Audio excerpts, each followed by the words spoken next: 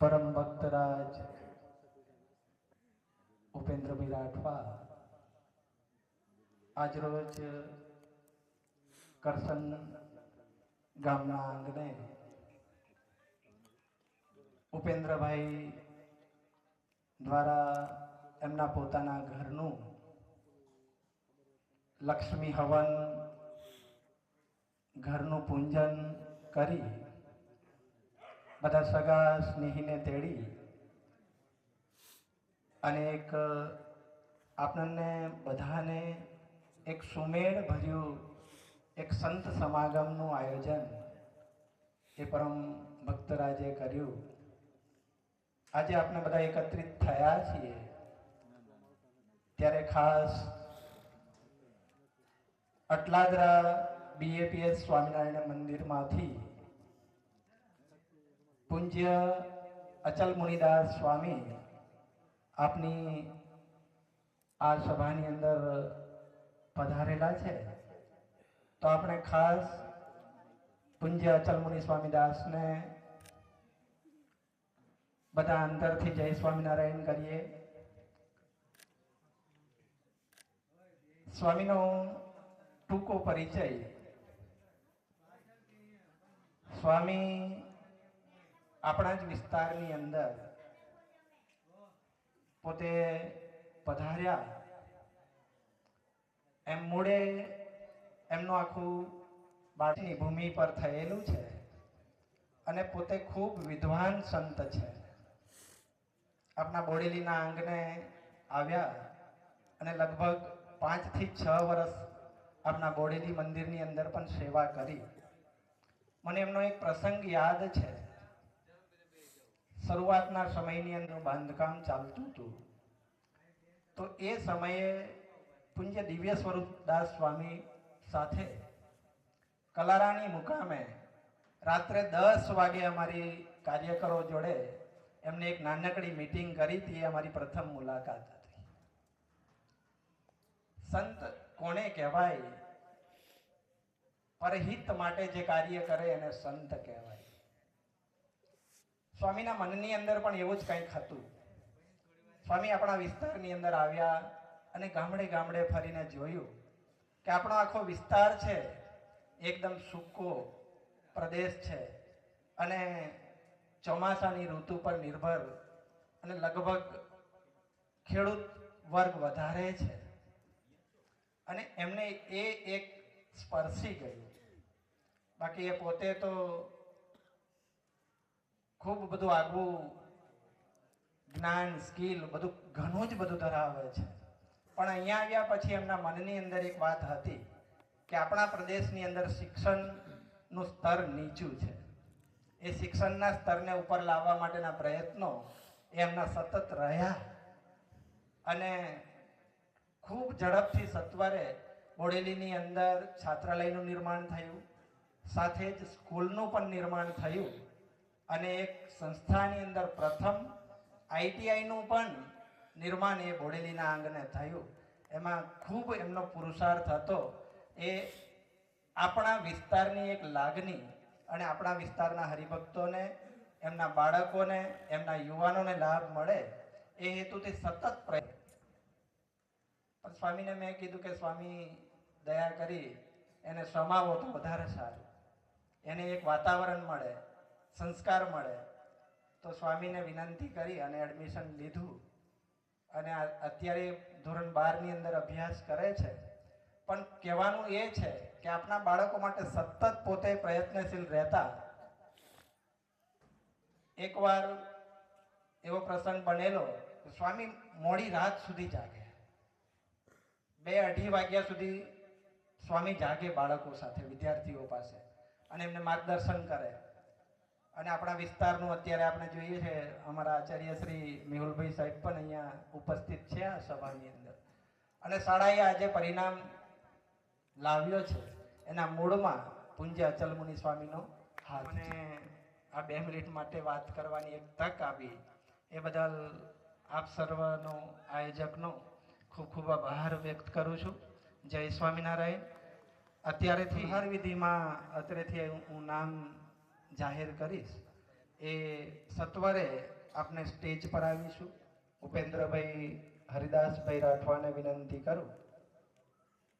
છોટાઉદેપુર જિલ્લા ભાજપાના પ્રમુખ ફુલહાર અર્પણ કરી આશીર્વાદ પ્રાપ્ત કરી રહ્યા છે.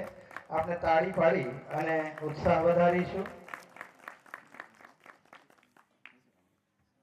એમના સુપુત્ર દીપકભાઈ પૂજ્ય અચલ મુનિ સ્વામીને વિનોદભાઈ રાઠવા સરપંચ શ્રી કરસન ગ્રામ પંચાયત તેઓ પણ આગળ આવશે અને પૂજ્ય અચલ મુનિ સ્વામીદાસનું ફુલહાર મહેન્દ્રભાઈ ગોકળભાઈ તેઓને પણ વિનંતી કરું કે તેઓ શ્રી ઉદ્ધવ ભગતનું ફુલહાર અર્પણ કરી સ્વાગત કરશે. પરમ ભક્ત શ્રી કાંતિભાઈ ગોકળભાઈ તેઓને પણ વિનંતી કરું કે તેઓ આગળ આવી પરમ ભક્ત શ્રી ઓછાવભાઈ ગોકળભાઈ તેઓને પણ વિનંતી કરું કે તેઓ શ્રી પૂજ્ય અચલ મુનિ સ્વામીના ફુલહાર અર્પણ કરી સ્વાગત કરશે.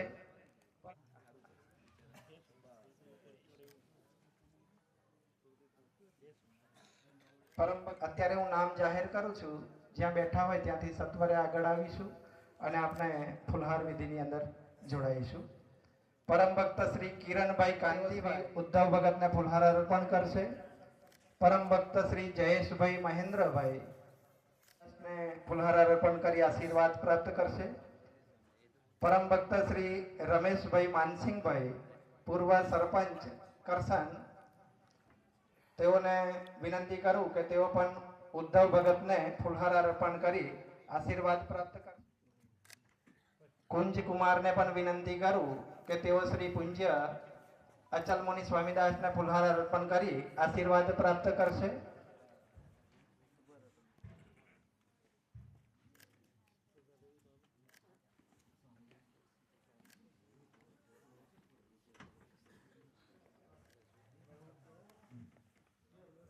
તાળીઓથી આપણે વધાવીશું.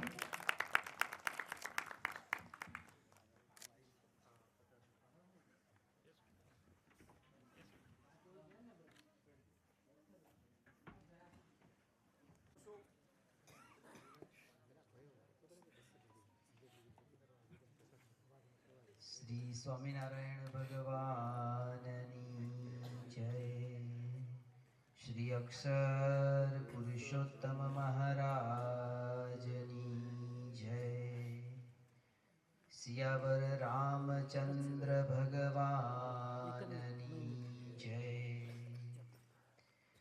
ઉમાપતિ મહાદેવની જય. કૃષ્ણ કનૈયા લાલની જય. ગણપતિ દેવની જય. હનુમાન ભગવાનની જય.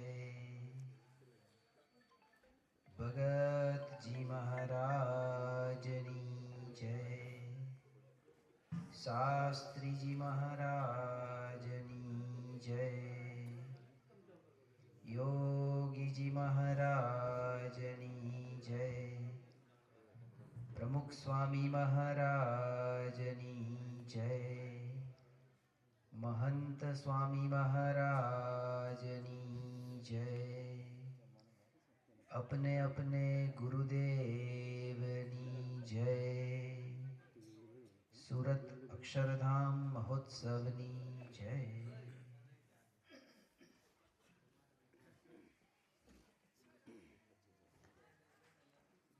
સૌથી પહેલા તો બધાને જય સ્વામિનારાયણ, જય શ્રી કૃષ્ણ। ભાઈ શ્રી ઉપેન્દ્રભાઈ વર્ષોથી અમારો એક પરિવાર જેવો નાતો છે એમની સાથે, અને એને કારણે પ્રથમ વખત આ ગામની અંદર આવવાનું થયું છે આ રીતે। તો આપના બધાને મળીને આપના દર્શન કરીને ખૂબ આનંદ થયો। આટલી મોટી સંખ્યાની અંદર આવી ઠંડીની શરૂઆતમાં, આ શરૂઆતની ઠંડી છે ને બહુ ખરાબ હોય, મારા ગળા ઉપર અસર ચાલે છે અત્યારે।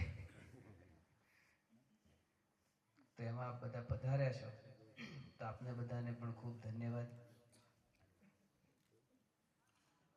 અહીંયા લક્ષ્મી પૂજનનો પવિત્ર વિધિ સવારના લુણાવાડાના બ્રાહ્મણો દ્વારા આખો આયોજિત થયો અને ઘણા બધાએ એમાં લાભ લીધો અને અત્યારે આપણે બધા કથા વાર્તા માટે ભેગા થયા છીએ. આ તો પ્રસંગ ઉપરથી એક વાત યાદ આવી કે ઘણી વખતે કેવું થાય તો ભગવાન સ્વામિનારાયણ આજથી લગભગ 200 વર્ષ પહેલા એક ગામથી બીજે ગામ જતા હતા. હવે પહેલાના જમાનામાં 200 વર્ષ પહેલા આવી કંઈ 4 વ્હીલ ગાડીઓ હતી નહીં કે બાઇક કે એસટી બસ કે એવું કંઈ હતું નહીં. એટલે બધા સંઘ ચાલીને ગાડામાં કે ઘોડાગાડીમાં, આનાથી વધારે કંઈ હોય નહીં. હવે ઘણી વખતે દૂર જવાનું હોય તો બધો સીધું સામાન પણ સાથે લેવો પડે, જમવાનું. કારણ કે 40, 50, 100 માણસનો સંઘ હોય, સાથે થોડા સંતો હોય, હરિભક્તો હોય, તો એ બધાને જમાડવાના. તો બધો સીધું સામાન સાથે લઈને બધા નીકળેલા અને રસ્તાની અંદર અંધારું થવાની થોડી વાર હતી અને સામે ગામે પહોંચાય એવું હતું નહીં, જે ગામે જવાનું હતું. એટલે પછી બધાએ નક્કી કર્યું કે આપણે છે ને અહીંયા આ જંગલ જેવું છે પણ ક્યાંક સારી જગ્યા મળે થોડી ચોખ્ખી, તો ત્યાં થોડી રસોઈ કરીએ, બધાને જમાડીએ, કથા વાર્તા કરીને પછી ચાલીએ આગળ. અને પછી ભલે ને થોડું મોડું થાય બીજે ગામ પહોંચી જઈએ. એટલે એવું નક્કી કર્યું ને 2-4 જુવાનિયા હશે આવા, તો એ બધા દોડીને આગળ ગયા. આગળ જઈ અને એમણે જંગલની અંદર એક બહુ સરસ એમને એક વૃક્ષ મળ્યું. એ વૃક્ષની નીચે એવી રીતે પથ્થર બધા ગોઠવેલા હતા કે આમ ઓટલા જેવું થઈ ગયું, આમ સરસ. એટલે એમણે શું કર્યું, એ કથા સાંભળવા આવ્યું, સાંભળવા તો બિચારા. એટલે એ બધા જવાનિયાએ થોડુંક ત્યાં આગળ ધૂળ વગેરે લાગ્યું હશે, પાંદડા બાંદડા પડે, બધું સાફ કર્યું. એમની પાસે કંઈક સાલ કે ગોદડી હશે, એમને પાથરી દીધી અને નક્કી કર્યું કે અહીંયા ભગવાનને બેસાડીશું આપણે. અને નીચે પછી થોડું સાફ કરી દીધું, અહીંયા બધા સભાવાળા બેસશે. એ બધા બેસે એ દરમિયાન અહીંયા આપણે રસોઈ કરી દઈશું અને થોડી કથા વાર્તા થાય, ત્યાં રસોઈ તૈયાર થઈ જાય, જમીને પછી આગળ જઈશું. એટલે જગ્યા બહુ સારી છે એવું વિચારી અને પછી ત્યાં જે સંઘ આવતો હતો ને, થોડો સમય હતો કે આપણે લઈ આવીએ સામે, એ લોકોને બતાવીએ કે અહીંયા જગ્યા અમે શોધી છે. એટલે પાછા લેવા ગયા સામે. સામે લઈને સંઘને આવતા હતા ને, અહીંથી આમ પેલી ગાડી પડી દેખાય ને, આમ 100 ફૂટ 100-150 ફૂટ જેટલે દૂર હશે સંઘ. એવામાં શું થયું તો પેલું જે જંગલ હતું ને એની ઝાડીમાંથી એક સસલું દોડતું દોડતું બહાર આવ્યું. એટલે બધા ઊભા રહી ગયા ત્યાં. સસલું આવ્યું, બધાને મજા આવી ગઈ જોવાની, સસલું આવ્યું. પણ એ સસલાની પાછળ એક કૂતરું આવ્યું હતું. એટલે શું હોય, સસલાની પાછળ કૂતરું પડ્યું હોય એટલે કૂતરાને કાં તો ભૂખ લાગી હોય, અને ભૂખ ના લાગી હોય તો એ લોકોનો સ્વભાવ જ હોય એવો કે કંઈક જોયું નથી કે પાછળ પડ્યું નથી. એટલે પેલા સસલાની પાછળ પેલું કૂતરું પડેલું હતું. હવે જંગલનું જંગલી કૂતરું. તો બધા એકદમ ઊભા રહી ગયા હતા, પણ બધાને દયા તો આવી. એ કે હારું આ ગયું સસલું, કે આજે આ કૂતરું મારી નાખશે એને. એવામાં પેલું સસલું એનો જીવ બચાવવા માટે એ બધી જગ્યા શોધતું હતું. એમાં પેલું જે ઝાડ હતું ને, કે જ્યાં પેલા લોકોએ સરસ આમ ગોદડી પાથરીને આસન બનાવ્યું હતું ભગવાન માટે, એ ઝાડમાં એક નાની બખોલ જેવું હતું. તો સસલું એમાં જતું રહ્યું. હવે કૂતરા ભાઈ પાછળ આયા તો ખરા, મોઢું અંદર નાખવાનો પ્રયત્ન કર્યો, પણ કૂતરું અંદર જઈ શકે નહીં, બખોલ નાની હતી. સસલું જતું રહ્યું, કૂતરું ગયું, એ સસલા ભાઈ બચી ગયા, અંદર સેફ થઈ ગયા. એટલે પછી કૂતરાને ગુસ્સો આવ્યો. હવે કૂતરો ગુસ્સે થાય એટલે શું કરે,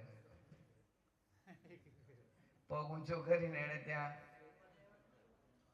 બધું પધરાવી દીધું. એને પેશાબ વગેરે જે કંઈ કરવાનું હતું બધું કર્યું. પેલું તો ગોદડી પાથરેલી હતી, ભગવાન માટે ત્યાં આસન તૈયાર કર્યું હતું, ત્યાં જ એને કાર્યક્રમ કર્યો. એટલે આ બધો ખેલ પેલા ઉભા બધા જોતા હતા. ત્યાંથી અને પેલા જે જોઈને છોકરાઓ જેણે મહેનત કરીને બધું સાફ કર્યું હતું, બધું આસન લગાવ્યું હતું, એ બધા કે અરે અરે અરે, કે આપણે ભગવાન માટે આ તૈયાર કરીને આ ગયું, બગાડી દીધું. પછી તો તાત્કાલિક બીજું એક જગ્યા હતી, ત્યાં બધું લઈ ગયા અને ત્યાં નવું આસન બનાવીને ભગવાનને બેસાડી દીધા.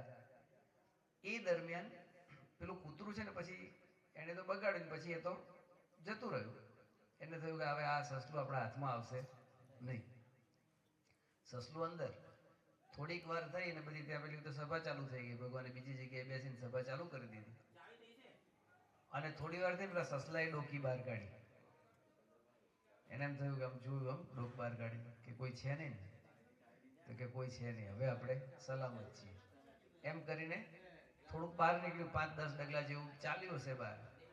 પણ પેલું કૂતરું તો ને હોશિયાર હતું, બુદ્ધિશાળી હશે, ભણેલું હશે.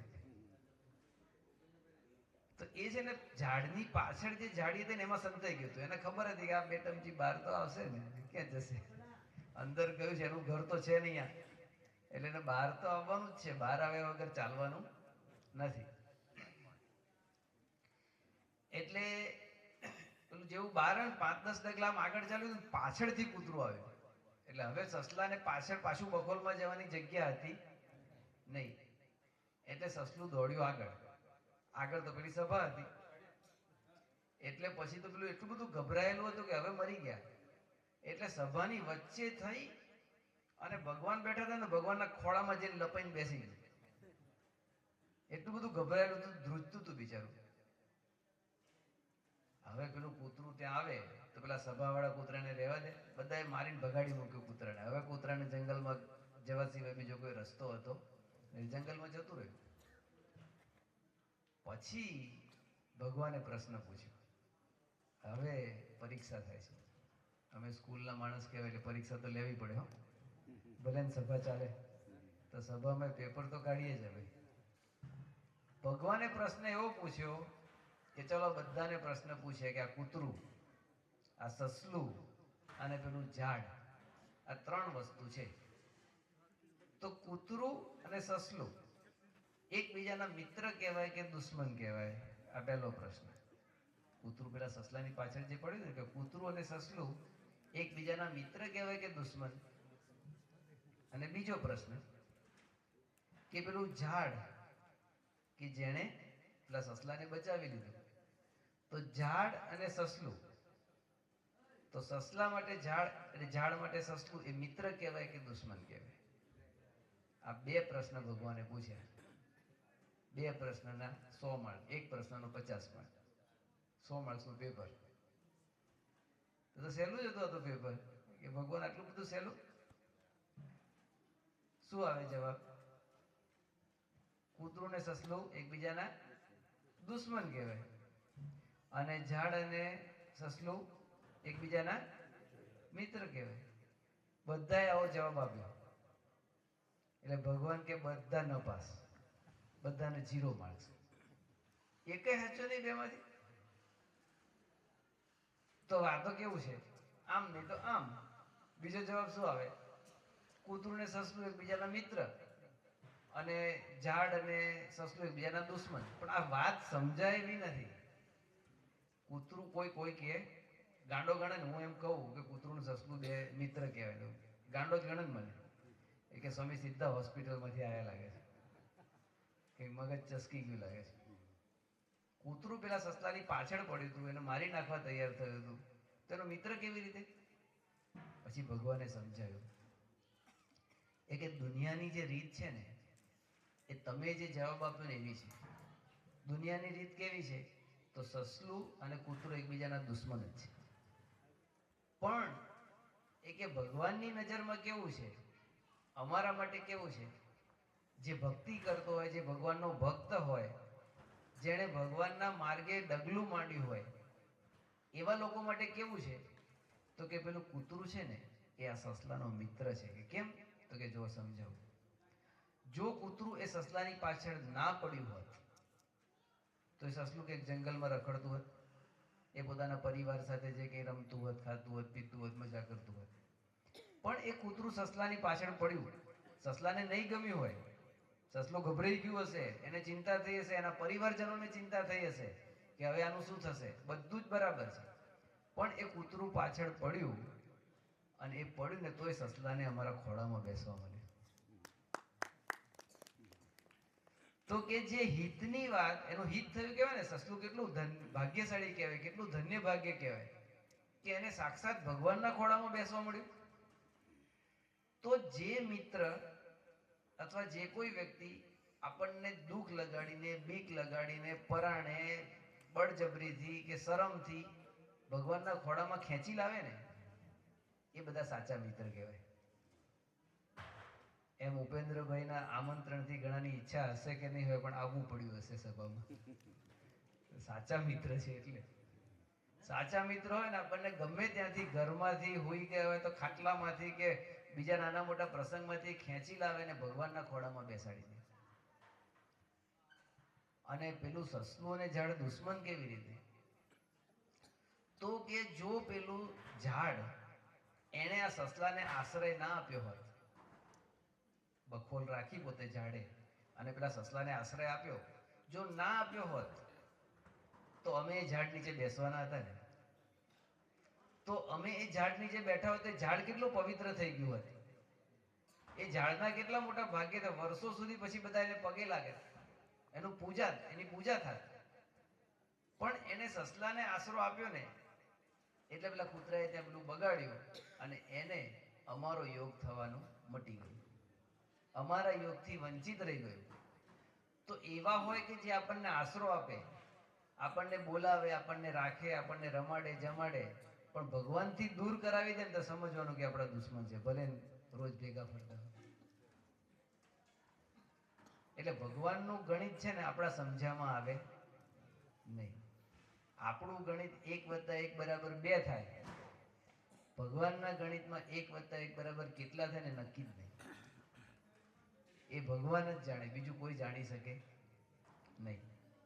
ભગવાનનું ગણિત છે ને એ બહુ, એમની દુનિયા જ આખી અજબની છે.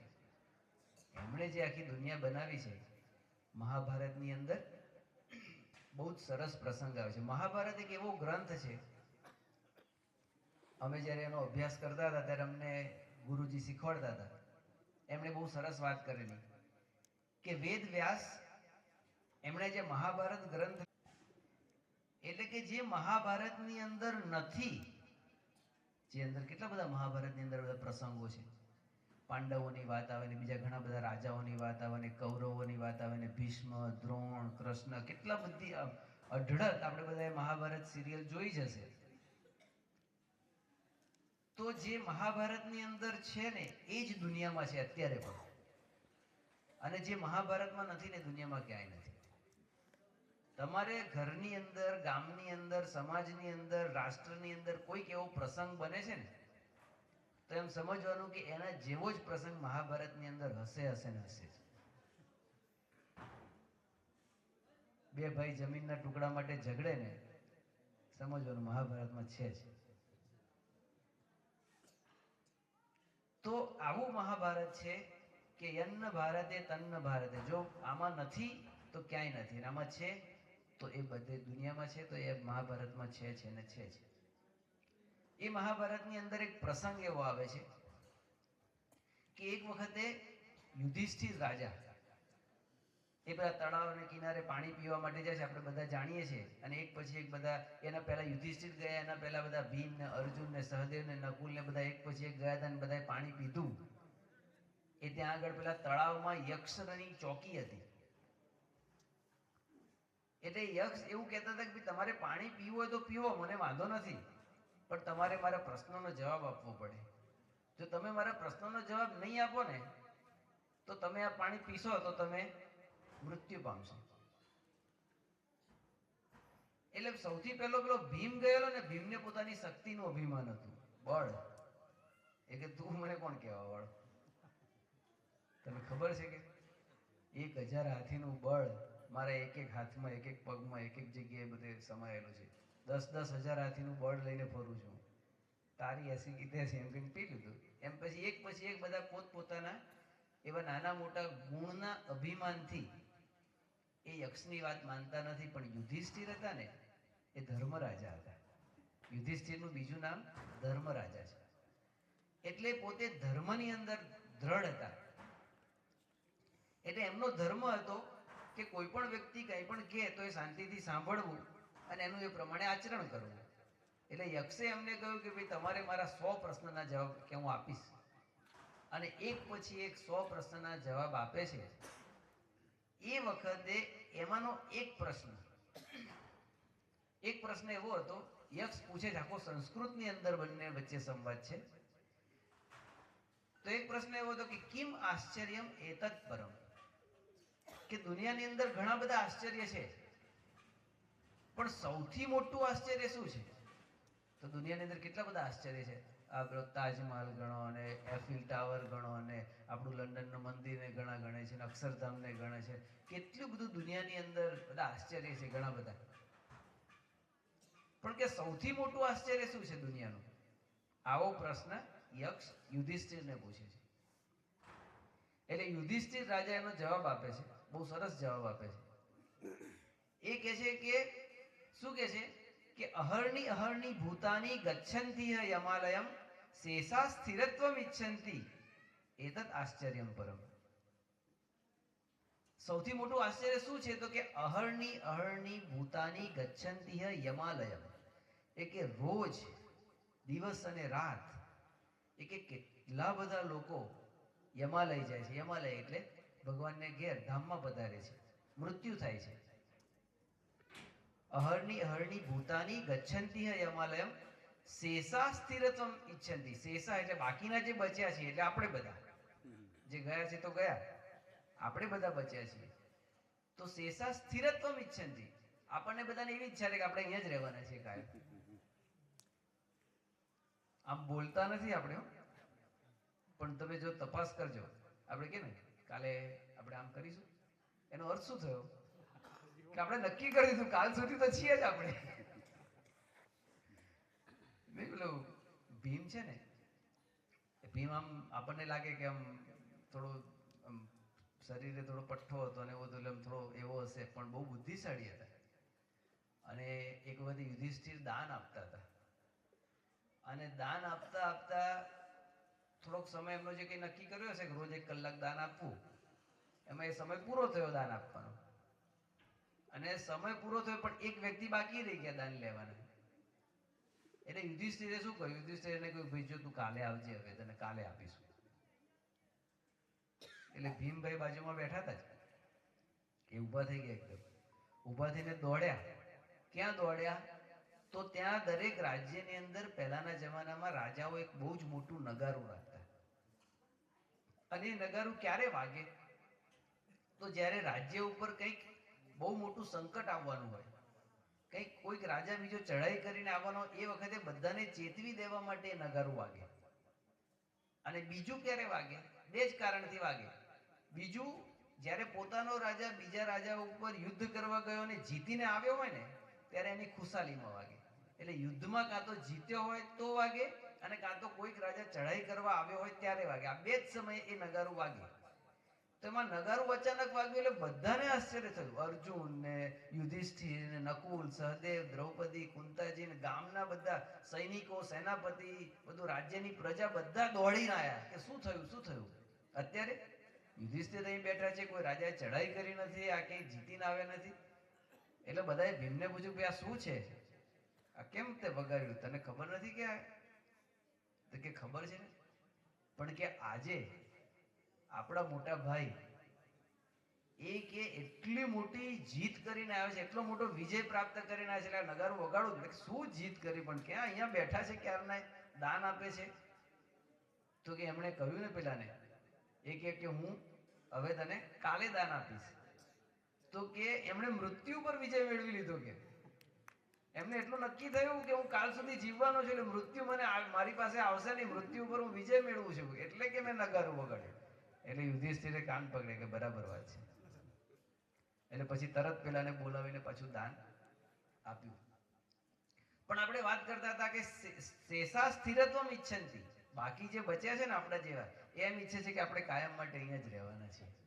આનાથી કે મોટું આશ્ચર્ય દુનિયામાં બીજું કોઈ છે નહીં. અને યક્ષ ખુશ થઈ ગયા કે ના, બહુ એકદમ સરસ જવાબ છે. અને પછી યક્ષ એમને પાણી પીવા દે છે અને બધા ભાઈઓને પાછા સજીવન કરે છે. પણ મૂળ વાત આપણે એ કરવાની કે આપણે આ મનુષ્ય દેહ ધારણ કરીને અહીંયા આવ્યા છીએ તો ભગવાને આપણને બહુ ચોક્કસ હેતુ માટે મોકલ્યા છે. આપણને એ સમજાતું નથી, કારણ કે એ આપણી બુદ્ધિની પર છે. દાખલા તરીકે આમાંથી થોડુંક ભણેલા જે હશે ને એને તરત સમજાશે કે અત્યારે હું અને તમે, આપણે બંનેની વચ્ચે આમ કંઈ દેખાતું નથી કશું. ધારો કે હું અને કેમલ છે, કે હું ને ઉપેન્દ્રભાઈ છે, કે હું ને પેલા આચાર્ય સાહેબ બેઠા, તો અમારી આંખ, આપણી આંખની વચ્ચે કશું દેખાતું નથી આપણને. પણ દેખાતું નથી એટલે નથી એવું ના કહેવાય. તમે રાત્રે ના બપોરે સૂઈ ગયા હોય ઘરની અંદર ને પેલું પતરાવાળું કે નળિયાવાળું મકાન હોય, તેમાં પેલો કાણામાંથી પેલો પ્રકાશ આવે ને, આમ થોડો આમ ધાર પેલી એક આમ લીસોટા જેવું પડતું હોય અને આમ નીચે પેલું પડતું હોય, તો એમાં તમે જો તો કેટલા બધા ધૂળના રજકણ ઉડતા હોય એવું દેખાય તમને. તો આપણી વચ્ચે કરોડો અબજો એવા ધૂળના રજકણ છે પણ દેખાતા નથી. કેમ નથી દેખાતા? એ છે તો ખરા જ, પણ આપણી આંખની મર્યાદા છે. આપણી આંખ અમુક માઇક્રોનથી નાનું જોઈ શકતી નથી. અમુક જ વસ્તુ જોઈ શકે એટલે એ આપણને દેખાતું નથી. બીજું, આપણી આંખ અને તમારી આંખ, મારી આંખ અને તમારી આંખની વચ્ચે લાખો જીવ ઉડે છે. બેક્ટેરિયા અને વાયરસ ને બધું આપણને દેખાતું નથી. એમ આપણી મર્યાદા છે એટલે આપણે ક્યારેય સમજી શકવાના નથી. પણ ભગવાને આપણને બધાને, તમારામાંથી રહેલા દરેક વ્યક્તિ, નાનામાં નાના વ્યક્તિ, નાનો હોય મોટો હોય બાળક હોય, પેલો સૂઈ ગયો છે ને, પણ એને પણ ભગવાને ચોક્કસ હેતુ માટે અહીંયા મોકલ્યા છે.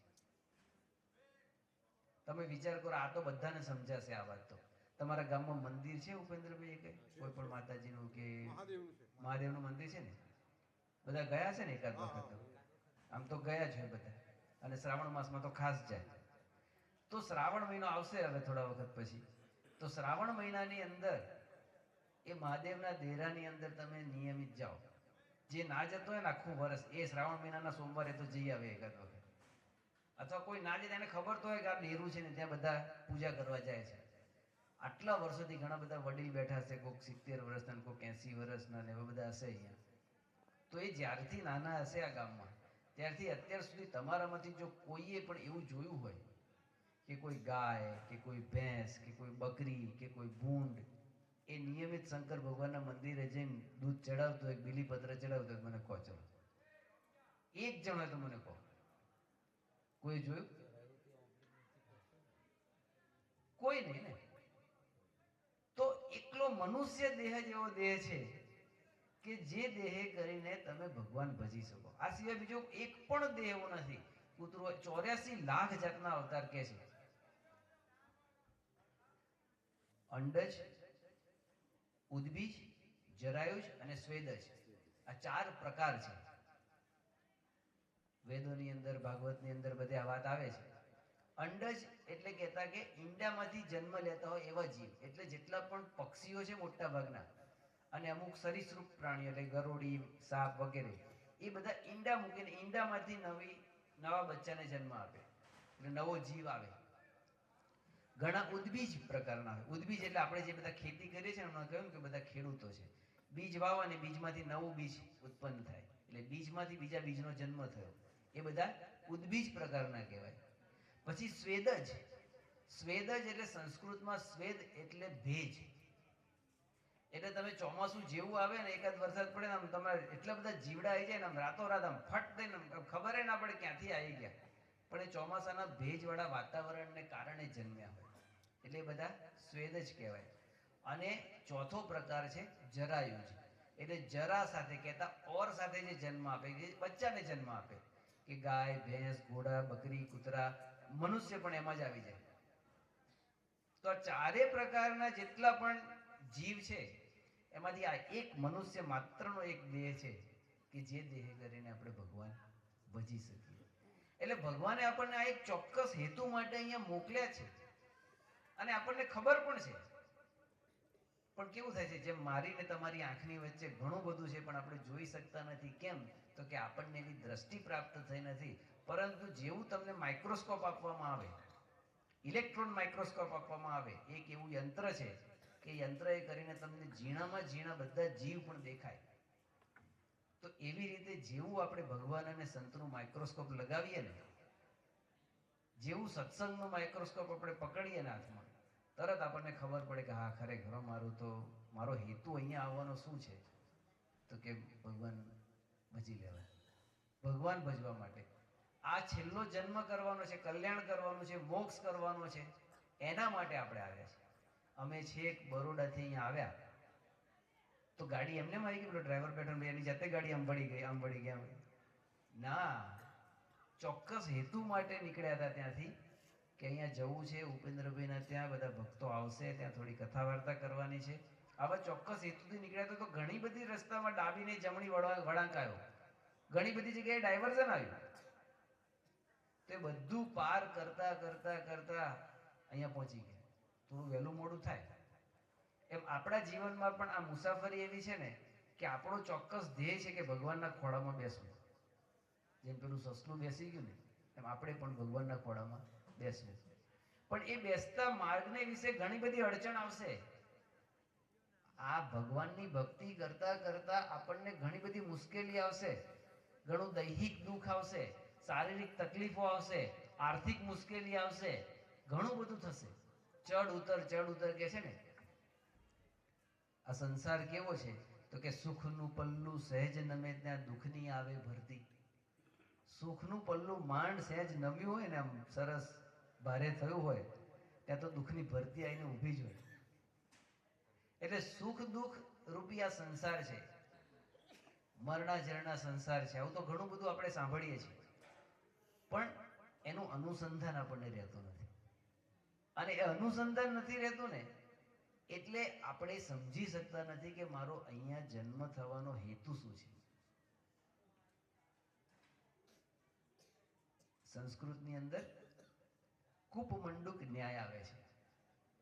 મંડુક એટલે દેડકો અને કૂપ એટલે કૂવો.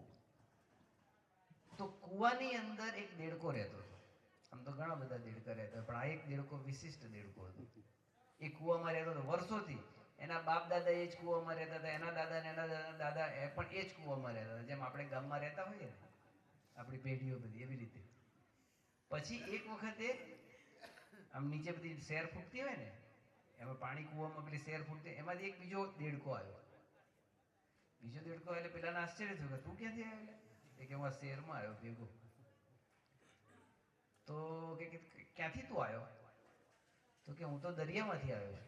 દરિયામાંથી પેલું ખાડી બાડીમાં કંઈક વેણ બેણ છૂટું પડ્યું છે કે જે કંઈ થયું છે એમાંથી જમીનમાં ઘૂસીને પછી દેડકા તો જમીનમાં જતા રહે, એમાંથી આવ્યો. દેખે કે દરિયો, આને ક્યારે દરિયો જોયેલો જ નહીં, કારણ કે આ કૂવામાં જ આખી જિંદગી પેઢીઓ ને પેઢીઓ કૂવામાં જ પૂરી થઈ ગયેલી એની. એટલે કે તું દરિયો કેવો હોય? કે દરિયો તો બહુ મોટો હોય કે. એમ કરીને પેલો દેડકો હતો ને જે કૂવામાં રહેતો હતો, એને છે ને આમ 1 ફૂટનું ગોળ ચક્કર માર્યું કૂવામાં. એ કે દરિયો આવડો હોય? એને પેલો કે યાર દરિયો તો બહુ મોટો, આવડો ના હોય, આનાથી મોટો હોય. એટલે પેલા એ 2 ફૂટનું ચક્કર માર્યું કે આવડો હોય? તો કે ના ના ના બહુ મોટો હોય. પછી પેલો કે મોટો કરે. એને આખું કૂવાને ગોળ ફરતે ચક્કર માર્યું, કૂવાની દિવાલે કે આવડો હોય? તો કે આનાથી તો બહુ મોટો. કે ગપ્પા મારે છે કે. શું કે? ગપ્પા મારે. આનાથી મોટું કશું હોય જ નહીં. એમ સંતો આવે ને, એ સંતો કહે ને કે તમારો જન્મ ભગવાન ભજવા માટે તો ચોક્કસ હેતુ છે કે ગપ્પા મારે છે. કેમ તો કે આપણે સંસારના કૂવામાં જ રહ્યા છીએ વર્ષોથી, અનંત જન્મથી સંસારના કૂવામાં પડ્યા છીએ અને આપણે કૂવાની બહારનું કશું જોયું જ નથી.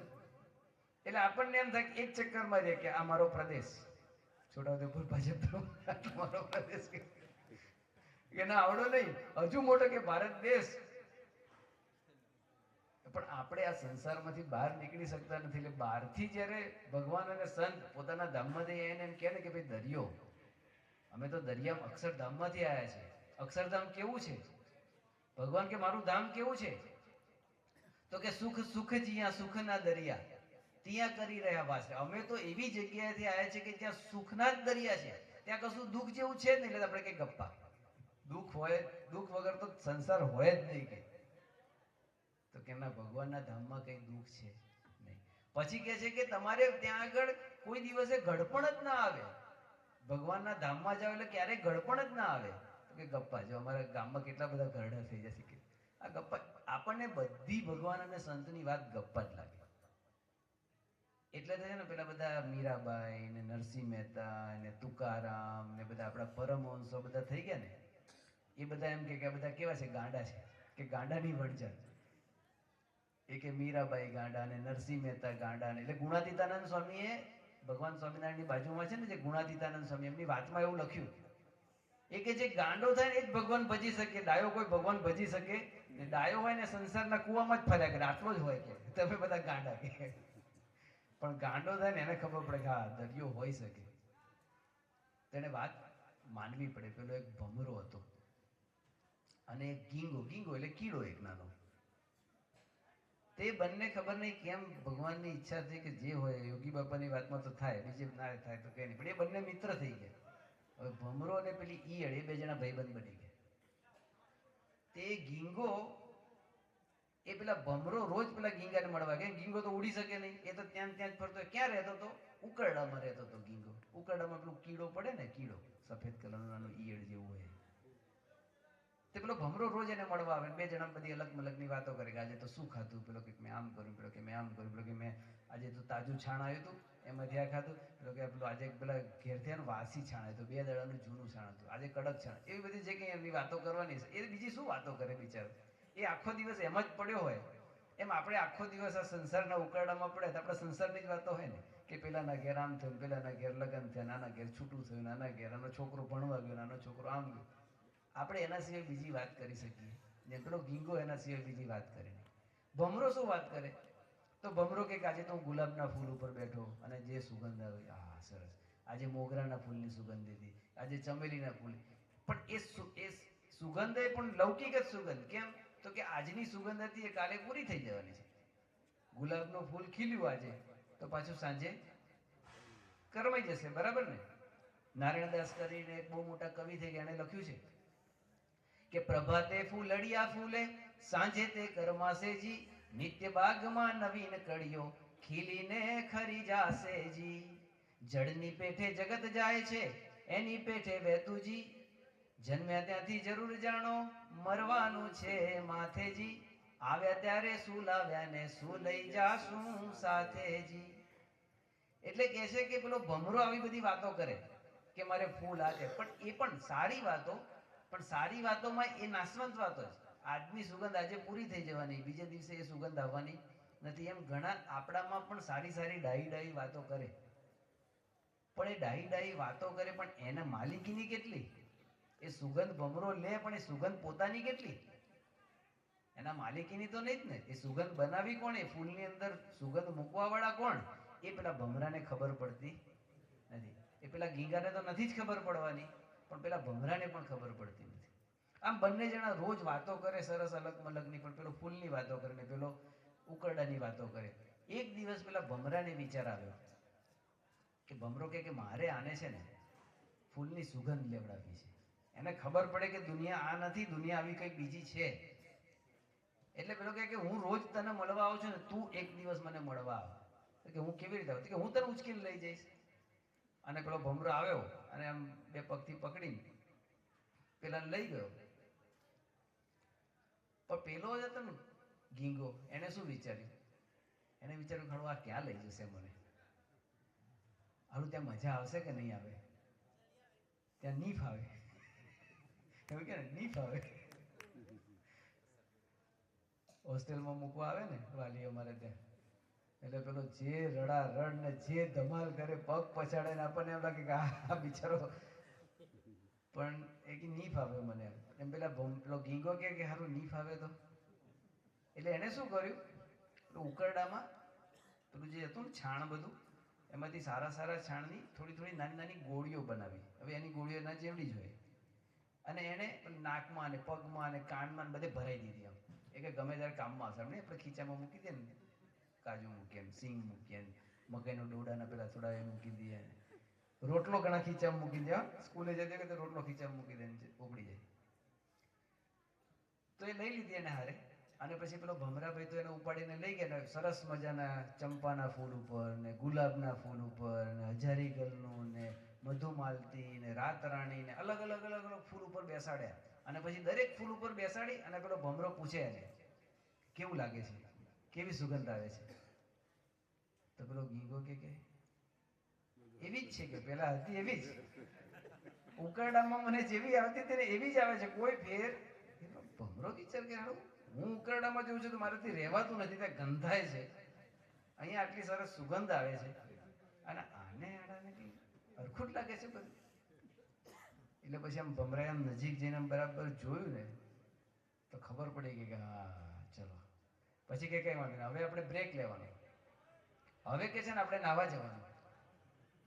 એમ કરીને ભમરો પેલા ગીંગાને નાહવા માટે નદીએ લઈ ગયો અને બંને જણા નાહતા હતા એવામાં ભમરાએ પેલા ગીંગાને બોચાથી પકડીને બરોબર ઝબકોડ્યો પાણીમાં, ધમાધમ ચારે બાજુ ફેંદી નાખ્યો. એટલે એના પગમાં ને નાકમાં ને કાનમાં ને જે પણ કઈ ખૂણે ખાંચરે બધું ભરાઈ રહેલું હતું ને બધું છાણ એ બધું નીકળી ગયું. હવે એકદમ ચોખ્ખો થઈ ગયો. પછી ઉપાડ્યો પાછો અને એના એ જ પેલા ફૂલ ઉપર એને બેસાડ્યો, પેલા ગુલાબના ફૂલ ઉપર ને પછી પાછા મોગરાના ચંપા. અને પેલો ગીંગો તો આમ એ કે આના જેવી તો કોઈ દુનિયા જ નથી, હવે પાછું જવું નથી, કે હવે પાછું જવું નથી. એવી દશા આપણી છે પેલા ગીંગા જેવી.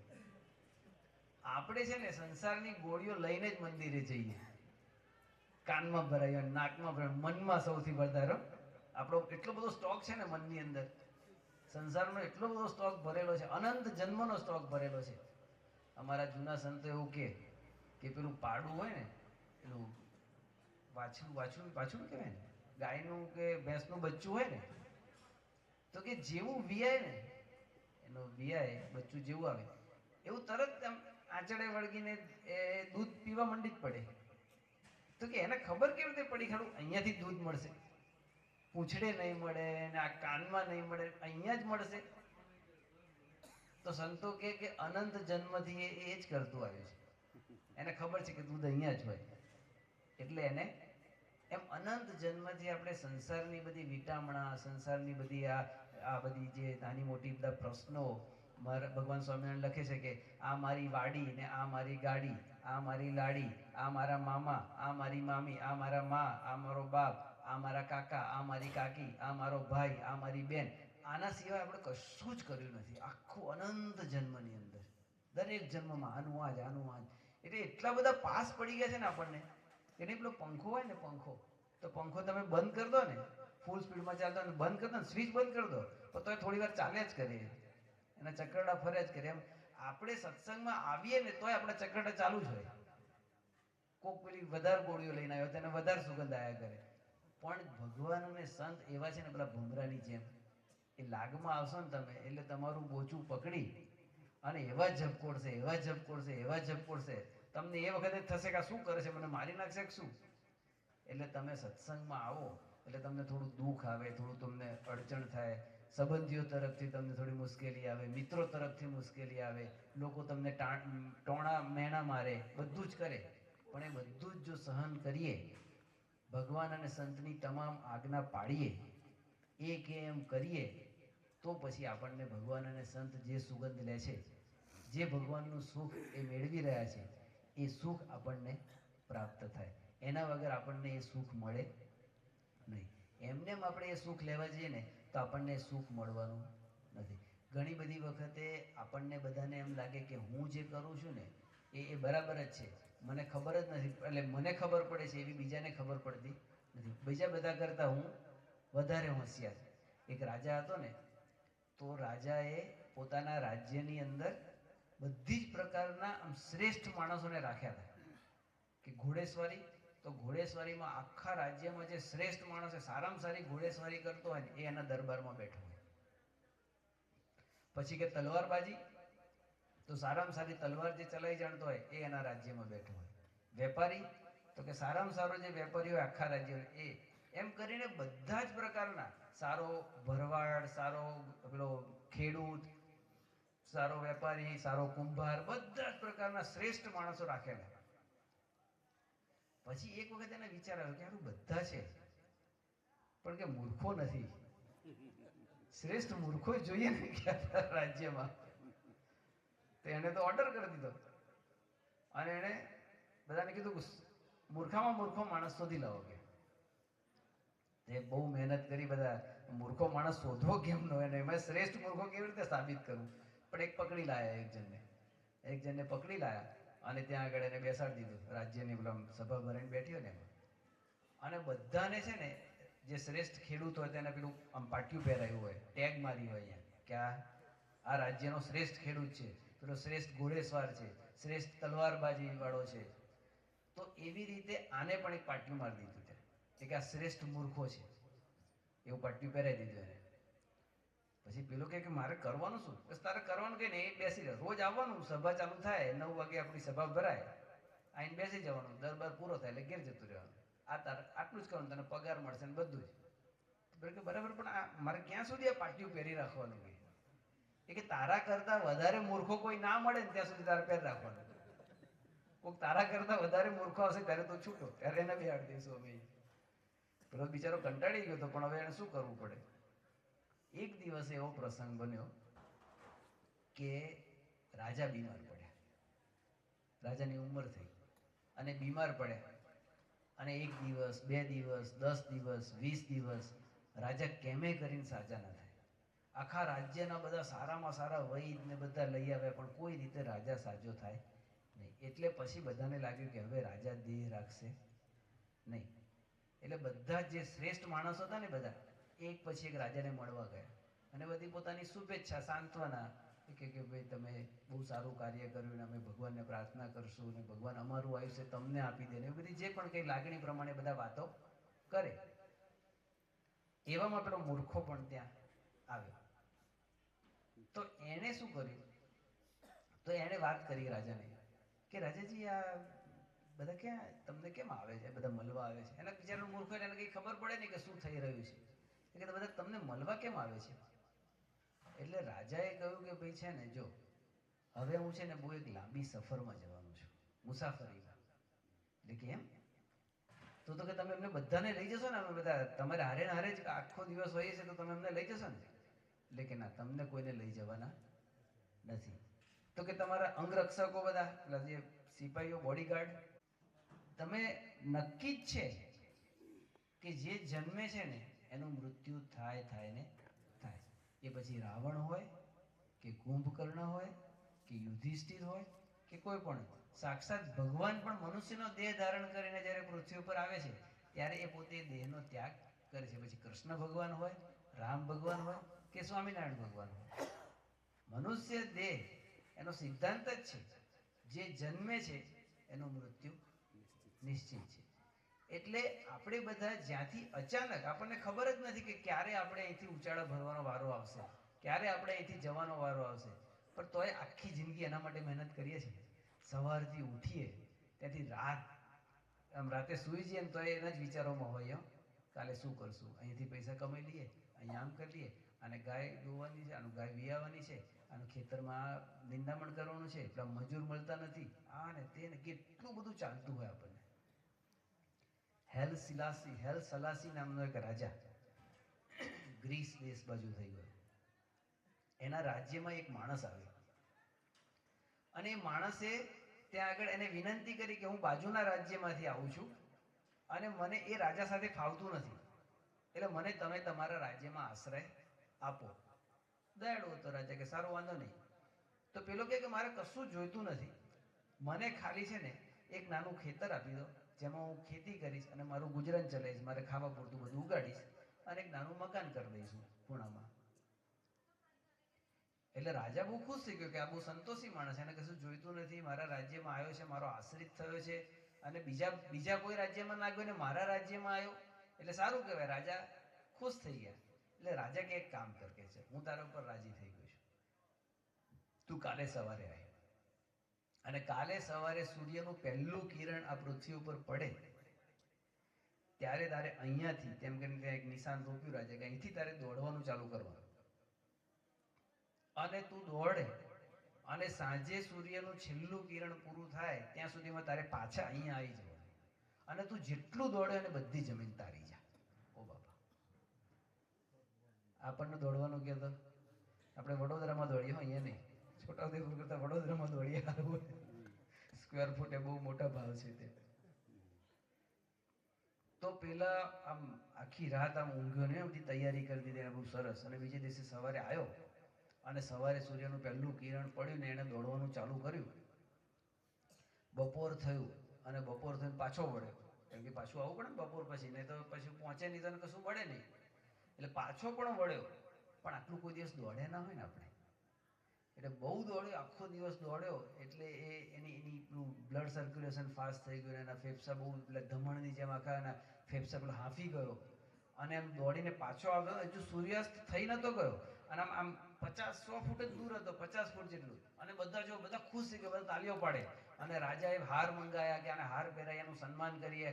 આવું અત્યાર સુધીના આપણા રાજ્યના ઇતિહાસમાં કોઈ આવું દોડ્યો નથી. અને આ માણસ દોડીને આવ્યો અને આમ 50 ફૂટ દૂર હતો અને ત્યાં આગળ એનું ફેફસું ફાટી ગયું. એટલું બધું દોડ્યો ને અને ત્યાં ઢળી પડ્યો. એક ડગલું આગળ ચાલી ના શકે, ત્યાં એના પ્રાણ ઉડી ગયા.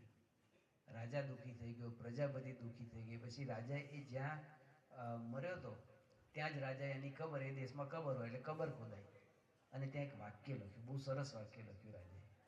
આ વાક્ય આપણે શીખવા જેવું છે, આ વાક્ય સમજવા જેવું છે. રાજાએ એવું વાક્ય લખ્યું ત્યાં કે આ માણસ, એને 6 હાથથી વધારે જગ્યાની જરૂર હતી નહીં, પણ કે કેટલું દોડ્યો. આપણે મૃત્યુ પામીએ એટલે એ દેશની પ્રથા પ્રમાણે 6 ફૂટથી વધારે જગ્યા જોઈએ નહીં. તો એમ આપણે જો સમજણ રાખીએ ને, કેવી સમજણ, તો ગુણાતીતાનંદ સ્વામી એવું કહે છે કે 2 રોટલાથી વધારે ખવાતું નથી. આપણે કેટલા રોટલાનું ભેગું કરીએ છીએ. ગમે એવો કરોડપતિ માણસ હોય ને, કઢી બનાવે ને તો ચણાના લોટમાંથી જ બને ને કઢી.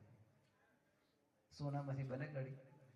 સોનું તમારે ઘરે ઢગલા બંધ પડ્યું કે કઢી પીળી કરવી છે ને સોનું નાખો, કે સોનાની કઢી બને. કરોડપતિના ઘરમાં ચણાના લોટની જ કઢી હોય અને આપણા ઘરમાં ચણાના લોટની જ કઢી હોય. એના વગર કે કઢી બને. એવી રીતે આપણે જો સંતોષ માની લઈએ ને કે ભગવાને મને જે આપ્યું છે ને એનાથી આપણે સંતોષ માનવો. એ સંતોષ ક્યાંથી આવે આપણા જીવનની અંદર? એ સંતોષ કોણ શીખવાડે? તો સત્સંગ. સત્સંગ સિવાય સંતોષ તમને થાય નહીં. ને તો છે ને આપણી અંદર કામ, ક્રોધ, માન, મોહ, ઈર્ષા, આશા, તૃષ્ણા, અહંકાર, લોભ એટલું બધું ભરેલું છે ને, અનંત જન્મનું. આખા ગોડાઉન ભરેલા છે આપણા મનની અંદર. એક આખું ગોડાઉન કામનું, એક આખું ગોડાઉન ક્રોધનું, એક આખું ગોડાઉન લોભનું. એ ખૂટે એવા જ નથી. અને આપણે ગોડાઉન ખાલી કરવા જઈએ તો આપણે જન્મો જતા રહે, થાકી જઈએ, પણ ખાલી થાય એવા નથી. પેલો સગ્રામ લીમલી ગામ છે, લીમડી છે ને સૌરાષ્ટ્રમાં, એની બાજુમાં લીમલી ગામ છે. સુરેન્દ્રનગરથી આગળ લીમડી, એની બાજુમાં લીમલી. તો સાવ સામાન્ય જ્ઞાતિનો દેવી પૂજક માણસ, અને એને સત્સંગ થયો. સત્સંગ થયો એ પહેલા શું કરતો હતો? એ તો ગામો ગામ જઈને કૂતરા પકડે અને કૂતરા પકડીને કૂતરા વેચે, એમાંથી એનું ગુજરાન ચાલે. આ એનું જીવન.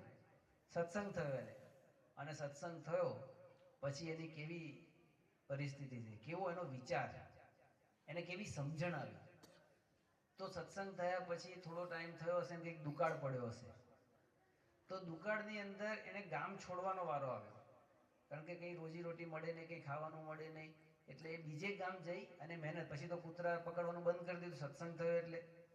પછી તો એ મજૂરી કરે, મહેનત કરે, ખેતરમાં કોઈકના કામ કરે, જે પણ કંઈ મહેનત મજૂરી કરીને ગુજરાન ચલાવતો હશે. પણ એ ગામ છોડીને બીજે ગામ જતો હતો અને રસ્તાની અંદર એની પત્ની એની પાછળ પાછળ આવે ને એ આગળ જાય. રસ્તાની અંદર એક ચાંદીનો ભોરિયો મળ્યો. ભોરિયો હોય ને વજનદાર, એ ચાંદીનો. આમ જોયો. હવે તમે વિચાર કરો, ચલો આપણે વિચાર કરીએ કે આપણે જોઈએ, દુકાળનો સમય હોય, કંઈ ખાવાનું મળતું ના હોય, આપણે રોજીરોટી માટે ગામ છોડીને બીજે ગામ જવું પડતું હોય, અને એવે સમયે તમને રસ્તામાં ચાંદીનો ભોરિયો મળે તો શું કરીએ? હું તો લઈ લઉં. આમાંથી કોક કદાચ એવો હશે સુરવીર, મારા કરતા પણ ઊંચે સ્થિતિવાળો કદાચ, કે જે ના લે. આપણી બધાની લલચાઈ જ જઈએ આપણે. કેમ? તો કે પરિસ્થિતિ આપણને મજબૂર કરી દીધા છે. એ પરિસ્થિતિ એવી છે કે આપણે એમાં મજબૂરીમાં પણ લઈ લઈએ. આપણી ઈચ્છા ના હોય, ચલો આપણે મને કે ચલો મનથી કે ના ના લેવા, બીજાની વસ્તુ છે, પણ પરિસ્થિતિમાં એટલા બધા મજબૂર થઈ જઈએ છીએ આપણે કે એ લઈ લઈએ.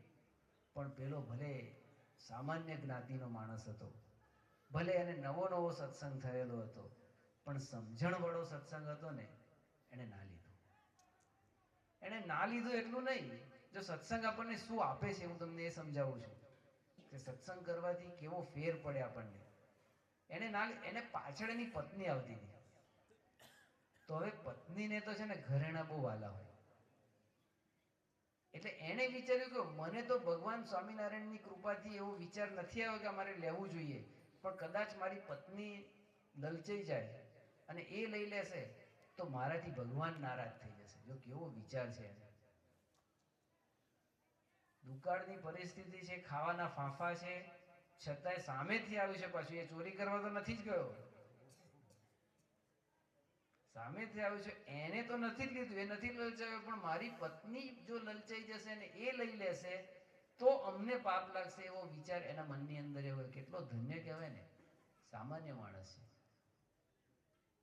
એટલે એને શું કર્યું, એને પગથી આમ ધૂળ વાળી દીધી એની ઉપર, આમ ધૂળથી ઢાંકી દીધું. કેમ ઢાંકી દીધું કે પેલે જોવે નહીં તો નીકળી જાય, પસાર થઈ જાય તો આપણે બચી જઈએ, ભગવાનની આજ્ઞા પડી જાય.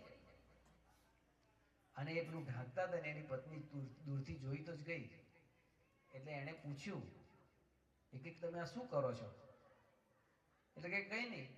તો કે ના ના તમે મને કહો, તમે કઈ ઢાંકતા હતા તો ખરા. એટલે પછી સાચું તો બોલવું પડે ને, સત્સંગી થયા હોય એટલે પછી સાચું બોલ્યો કે આવી રીતે ચાંદીનો તોળો હતો અને તારું મન ના લલચાય એટલે કે મેં ઢાંકી દીધું. તો હવે જો એની પત્ની, સત્સંગ કરવાથી કેવી સમજણ આવે આપણામાં. એની પત્ની જે વાક્ય બોલીને, આટલું વાક્ય આપણે સમજી લઈએ ને તો સત્સંગ થઈ ગયો. આ ના સમજીએ તો ના થાય. એની પત્ની કે તમને તો એ ચાંદી દેખાય છે ને, તમને એવું થયું કે ચાંદીનો તોળો છે, હું તો કે પારકી વસ્તુને ધૂળ જ ગયું, મારા માટે તો ધૂળ જ છે કે. સગરામ કરતા પણ એની પત્નીની સમજણ વેચ ચડે એટલી હતી, વેચ નહીં હાથ ચડે એટલી કહેવાય. તો સત્સંગ કરવાથી આપણને આવી સમજણ આવે છે, અને એકવાર આ સમજણ આવી જાય ને પછી તમારું બધું પૂરું થઈ ગયું. નારદજી વાલિયા પાસે ગયા, વાલિયો લૂંટારો. તો વાલિયો લૂંટારો વર્ષોથી, એ જન્મ્યો ત્યારથી એના બાપ દાદાનો આ જ ધંધો હતો, લોકોને લૂંટવાનું, લૂંટીને પોતાનું ભરણ પોષણ કરવું ને ખાવું, આ જ એનો ધંધો. પણ એ નારદજીના સંપર્કમાં આવ્યા. નારદજીના પહેલા ઘણા બધા સંતો મળ્યા જ હશે એને, એવું નહીં હોય કે નહીં પહેલી જ વખતે નારદજી મળ્યા હશે, એના પહેલા બીજા કોઈ સંતોનો યોગ થયો જ હશે, એને પણ એને લૂંટ્યા હશે. પણ નારદજી મળ્યા ને, સાચો સત્સંગ. એ 2 મિનિટ જે વાર્તાલાપ છે, આપણે એની વાર્તા ભણેલા છે એટલે બહુ વાર્તાની અંદર આપણે નહીં જઈએ કારણ કે સમય ઘણો થાય છે. પણ એ પહેલી વખતે નારદજી એની સાથે જે પણ કે તું તારું આ પાપ કરે છે, તું તો પાપમાં ભાગીદાર કોણ? તું જા જઈને પૂછીએ તારા પરિવારના બધાને. એ પરિવારમાં બધાને પૂછવા કે કોઈ પાપનું ભાગીદાર થયું નહીં. એટલે પછી એને થયું કે હારું એ જે 2 મિનિટ કે 3 મિનિટનો નારદજી એવું શું આપી દીધું એને, કે આખી જિંદગી લૂંટ કરી કરીને જીવવાવાળો માણસ એ નારદજીના એક સંપર્કમાં આવ્યો અને પછી ક્યારેય એણે લૂંટ કરી નથી. એના હાથમાં માળા આવી અને માળા ફેરવતો ફેરવતો વાલિયામાંથી વાલ્મીકી ઋષિ બની ગયો અને આપણને રામાયણની ભેટ આપી દીધી. આ સત્સંગ છે. તો જ્યાં સુધી આપણે બદલાતા નથી ને, જ્યાં સુધી આપણે આપણી મનની લૂંટ બંધ કરતા નથી ને, ત્યાં સુધી આપણે સાચા સત્સંગમાં ગયા જ નથી. આપણો દેહ સત્સંગમાં ગયો છે, આપણે નથી ગયા.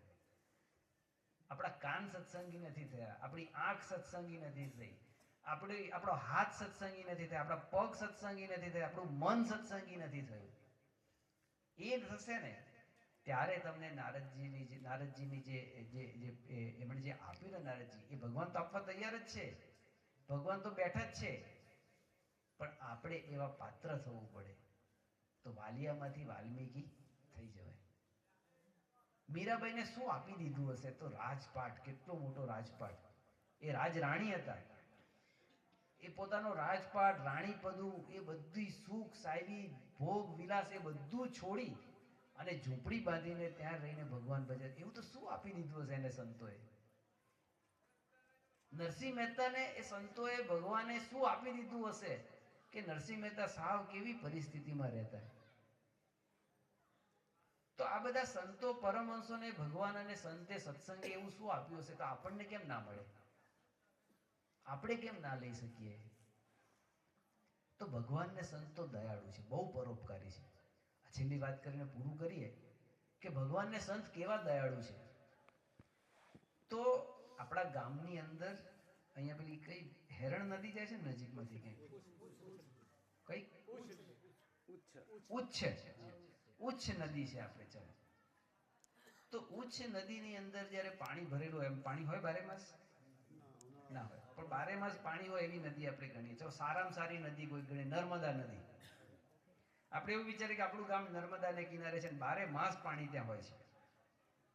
તો નદી જુઓ કેવી પરોપકારી છે એની વાત કરીએ કે નદી છે ને એ કાયમ એના કાંઠે જે જાય ને, એ પશુ હોય, પક્ષી હોય, મનુષ્ય હોય, બધાને તમે પીવા માટે પાણી લઈ જાઓ, કપડાં ધોવા માટે પાણી લઈ જાઓ, ખેતી માટે, એ ક્યારે પૂછે નહીં તમને કે પાણી શેના માટે તમે લઈ જાઓ છો. નદી પાણી આપી જ દે તમને, લઈ જાઓ, લાવો, જાઓ. અને નદી બધું પોતાનું પાણી આપણને આપે. તમે ડેમ બાંધો ને તોય ક્યારે ના ના પાડે તમને.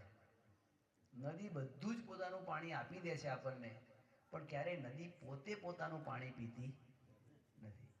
એટલે કવિએ લખ્યું છે કે ઓલી નદીઓ પોતાના નીર નથી પીતી રે, ઉપકારી એનો આત્મા રે. એ કે નદીનો આત્મા એવો ઉપકારી છે કે પોતે પોતાનું બધું જ પાણી આપી દે છે ને પોતે પોતાનું પાણી પીતી નથી.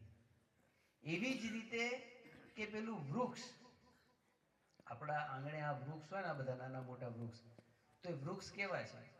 તો કે શિયાળો હોય, ઉનાળો હોય, ચોમાસું હોય, ક્યારેય વૃક્ષ ફરિયાદ નથી કરતો ભાઈ વરસાદ પડે છે તો મને પણ છત્રી આપો ને ભાઈ, હું પલટું છું. આ શિયાળામાં મને ઠંડી લાગે છે, મને સાલ ઓઢાડો. ક્યારેય કોઈ ફરિયાદ ના કરે. અને પોતાના અંદર ચકલા હોય, કાબર હોય, પશુ પક્ષી, એ બધાને આશરો આપે. પછી એને જે ફળ બાજે, આંબો હોય ને એને ફળ આવ્યું હોય કેરી, તો પોતે ખાય, આપણને આપી દે કે લો તમે ખાવાનું. એના પાંદડા આપણા ઢોરને ખવડાવે, એના લાકડા આપણી ટાઢ ઉડાડવા માટે વપરાય, મોટા જાડા લાકડા તો મકાન બનાવવા માટે વપરાય, છેલ્લે આપણને અંતિમ ક્રિયા કરવા માટે પણ વપરાય. તો ઝાડ છે, એ વૃક્ષ છે, એ પોતાનું બધું જ ફળ સહિત બધું આપણા માટે આપી દીધું છે ને સમાજ માટે. તો ઉપકારી કહેવાય. કેટલું બધાને પોતાનું સર્વસ્વ આપી દીધું કે ઓલા ઝાડવા પોતાના ફળ નથી ખાતા રે, ઉપકારી એનો આત્મા રે. એ કે પેલી નદીઓ અને પેલા ઝાડવા એ કેવા ઉપકારી છે. તો આવું કોઈ કવિ કહી ગયા છે, પણ મને જો એ કવિ મળે ને તો હું કહું કે તમારી ભૂલ છે સાહેબ, આમાં તો ભૂલ થોડીક થઈ ગઈ તમારી. કારણ કે મેં એવા જોયા છે ઉપકારી કે આમાં કંઈક તમારે સુધારો કરવો પડે. કે પેલી નદીઓ છે ને એ ઉપકારી કહેવાય, પોતાનું બધું જ પાણી બધું આપી દે છે, બરાબર છે. પણ એક વાત કેવી છે નદીની, કે તમારે ત્યાં જવું પડે નદી જોડે. તમારા ઘરની અંદર નદી આવે પાણી પાવા, અને આવે તો આપણે રહીએ. નદી તમારા ઘેર સુધી આવીને પાણી પાતી નથી, તમારે ચાલીને ત્યાં જવું પડે. પણ પ્રમુખ સ્વામી મહારાજ, મહંત સ્વામી મહારાજ, આ બધા સંતો એ એવી નદી છે કે છેક તમારા ઘરમાં આવીને પાણી પાઈ જાય. તો સંતો એ નદી કરતા પણ વધારે ઉપકારી છે, પરોપકારી છે. કે પેલી નદીઓ તો ત્યાં બેઠા બેઠા પાણી પાય, આપણી સાતા, આપણી તરસ છીપાવે. ત્યારે સંતો અને ભગવાન અને બધા પ્રમુખ સ્વામી, મહંત સ્વામી મહારાજ, સંતો, બીજા ઘણા બધા સંતો છે, એ બધા સંતો છે કે આપણા ઘેર ઘેર સુધી આવીને આપણી તરસ છીપાવે છે. એવી જ રીતે વૃક્ષ પેલું બિચારું એક જગ્યાએ ઊભું હોય ને ત્યાંથી હલી શકે નહીં, આપણે ફળ ખાવા માટે વૃક્ષ સુધી જવું પડે. જ્યારે આ બધા સંતો આપણા ઘેર આવીને આપણને ફળ જમાડે, એટલે આ બધા કરતા પણ એક સ્ટેપ આગળ જાય એવા આ બધા સંતો અને બધા આ બધા સમાજની અંદર અત્યારે બધા ફરે છે એ બધા સંતો ઉપકારી છે. એટલે આવા ઉપકારી સંતો એનો આપણને આવો યોગ થતો હોય અવારનવાર. અહીંયા બોડેલીમાં મંદિર છે, અટલાદરામાં મંદિર છે, અહીંયા ગામમાં પણ મંદિર, કોઈ પણ જગ્યાએ કોઈ પણ ધર્મની અંદર કોઈ પણ એનું મંદિર હોય તો આપણે એ મંદિરની અંદર જવું જોઈએ. ખાલી મંદિરમાં જવું એવું નહીં, ત્યાં જઈને આવી કોઈ કથા વાર્તા થતી હોય, કોઈક એવા સંત હોય કે જે સંત પાસે જવાથી આપણને ભગવાન સુધીનો માર્ગ દેખાઈ જાય, જે સંત પાસે જવાથી આપણી સમજણ બદલાઈ જાય. સંત ઘણા બધા પેલા વાલિયાને મળ્યા હતા, પણ નારદજીની જેવા કોઈક સંત મળી જાય તો એ વાલિયામાંથી વાલ્મીકી બને. એવી રીતે આપણે એવા કોઈક સાચા સંત શોધી અને એવા સંતની સાથે આપણે જોડાઈએ, એની વાત સાંભળીએ, એની વાત સાંભળ્યા પછી એની ઉપર થોડો વિચાર કરીએ અને વિચાર કરીએ અને પછી આપણું પરિવર્તન થવાની શરૂઆત થાય. ત્યાં સુધી આપણું પરિવર્તન થાય નહીં. એક છેલ્લું દ્રષ્ટાંત કહીને પૂરું કરું કે એક નાનકડી ડબ્બી હતી, લોખંડની બનેલી ડબ્બી હતી. એ લોખંડની ડબ્બીની અંદર પારસમણી મૂકેલો હતો. પારસમણી એટલે શું? કથા વાર્તામાં તમે સાંભળ્યું હશે કદાચ. અત્યારે તો ખાલી કથા વાર્તામાં જ છે, સાચો પારસમણી તો કોઈએ જોયો નથી. પણ વાત એવી થાય છે પારસમણીની કે એ એવો મણી છે, એવો ચમત્કારી મણી છે કે એ મણી અહીંયા આમ અડાડું ને, આ લોખંડનું સ્ટેન્ડ છે તો એને આમ અડાડું તો જેવું એનો સ્પર્શ થાય ને તરત એ લોખંડમાંથી શું થઈ જાય? સોનું થઈ જાય. આ લોખંડની જાળી છે, અડાડું એટલે બધી જાળી સોનાની થઈ જાય. તો એવો પારસમણી, પણ એવો પારસમણી લોખંડની ડબ્બીમાં છે. એવું કહું હું તો મને તમને વાત, એ લોખંડની ડબ્બીમાં મૂકો તો લોખંડની ડબ્બી સોનાની થઈ જાય, તો લોખંડની ક્યાંથી રહી? પણ છતાંય છે. કેમ? તો કે લોખંડની ડબ્બીમાં એક પતલું કાગળ મૂક્યું અને કાગળની અંદર પેલો મણી મૂકેલો હતો. એટલે પેલો મણી સ્પર્શ થાય નહીં લોખંડની ડબ્બીને, એટલે પેલું લોખંડ લોખંડ જ રહે. કેટલું બંને વચ્ચે કેટલું અંતર છે? પારસમણી અને પેલા લોખંડની ડબ્બી વચ્ચે અંતર કેટલું છે? એક કાગળના ટુકડા છે, કાગળની પતલું કેટલું, એનું માપ કેટલું થાય? એને સેન્ટીમીટરમાં માપવું કે મિલીમીટર શું ખબર ના પડે, પણ એટલું જ આવરણ હોય ને તમારે અને સંતની વચ્ચે, તમારે અને ભગવાનની વચ્ચે ખાલી એટલું જ પડ હશે ને તોય તમે સોનાના નહીં થાવ, તોય તમે વાલીઓ લૂંટારો જ રહેશો, વાલ્મીકી નહીં જ થઈ શકો. એ આવરણ દૂર કરવું પડે. એ આવરણ દૂર કોણ કરી આપે? તો એવા સંત હોય ને એ આવરણ ખેંચી લે. નારદજીએ ખેંચી લીધું આવરણ. તો ભગવાનના ચરણોમાં આપણે પ્રાર્થના કરીએ કે ભગવાન તમારું ને મારું, આપણું બધાનું એવા આવરણ બધાના આજે ખેંચી લે. આપણે બધા જ આવી સાચી સમજણથી સત્સંગમાં જોડાઈએ, સાચી રીતે સત્સંગમાં જોડાવીએ અને ભગવાન અને સંત એ કૃપાએ કરીને બહુ દયાળુ છે, એને દયાએ કરીને આપણને સામે ચાલીને આવા સત્સંગનો યોગ આપ્યો હોય, સામે ચાલીને આપણને આવો સંતનો યોગ આપ્યો હોય તો એનો લાભ લઈ પેલા ગીંગા જેવા ના રહીએ, ભમરાની જેમ સારા સારા સુગંધ લઈએ, પેલા મૂર્ખાની જેમ આપણે પડ્યા ના રહીએ, પેલો માણસ દોડ દોડ કરતો હતો એની જેમ દોડ્યા ના કરીએ, થોડીક સમજણ રાખીએ અને સમજણ રાખીને જીવન જીવશું ને તો આ બધું તો કરવાનું જ છે. આપણે ઢોર પણ રાખવાના છે ને, ખેતી પણ કરવાની છે ને, બધું જ કરવાનું છે.